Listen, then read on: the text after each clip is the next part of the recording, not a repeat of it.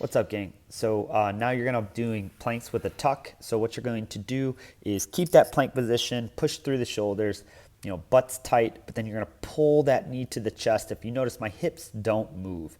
So you're pulling that knee up to your chest as tight as you can during the 30 seconds. After that, we're gonna do push-ups. So in the push-up, this is where your plank position stays the same, butt's tight. Now you can do these push-ups on a set of stairs, a bench, a couch, doesn't matter. Just make sure that your elbow stays in line with your hand.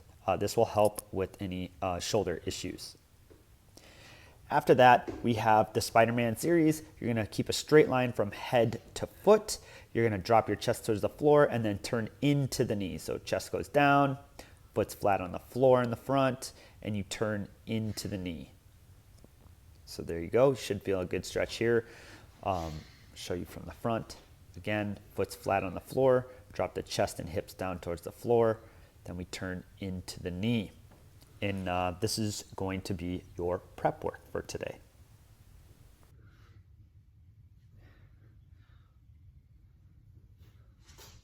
All right, gang, for capacity work today, we are going to do tricep extensions standing. So overhead tricep extensions, what you're doing is keeping your elbows by your ears, lowering the weights behind your head, and then extending them up overhead with a straight torso. So don't let your chest flare up.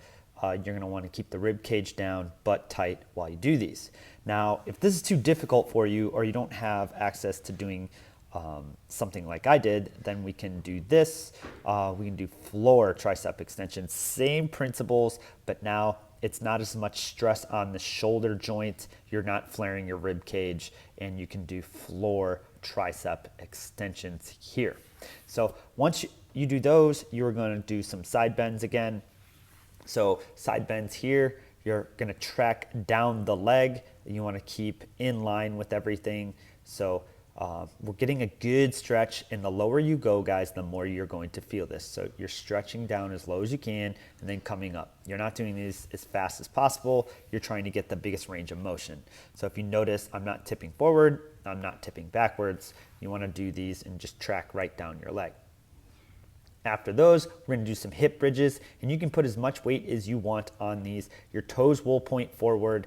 You're going to drive your hips into the air, and you just hold those weights on the hips there. Now, if that is too hard and you can't get your hips up all the way where you create that straight line, what you can do is put your hands on the ground and just go no weight. And there's your hip bridges.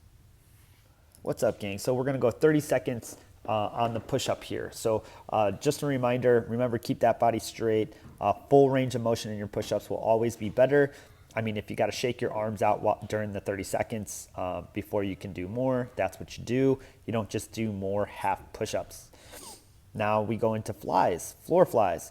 What you're going to do is keep that dead bug position, head, shoulders, back, butt, feet, all on the ground while we do these flies. And if you notice, your arms come out even with your shoulders. And guys, just so you know how to make this harder, what you can do is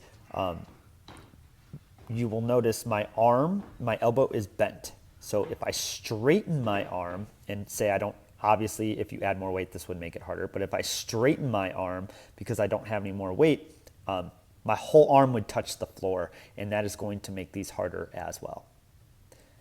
Then the last piece here, we have floor pullovers.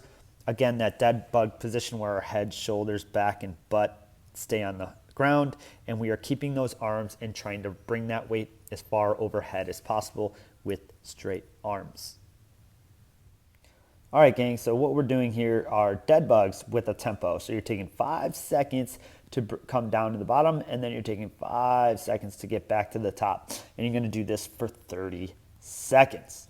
After that, what you're going to do is a weighted floor reach. So what you're going to do is reach towards the floor. You can do these with your feet on the floor. If you put your feet up in the air, it is definitely going to make it harder. But you're going to do that for 30 seconds as well.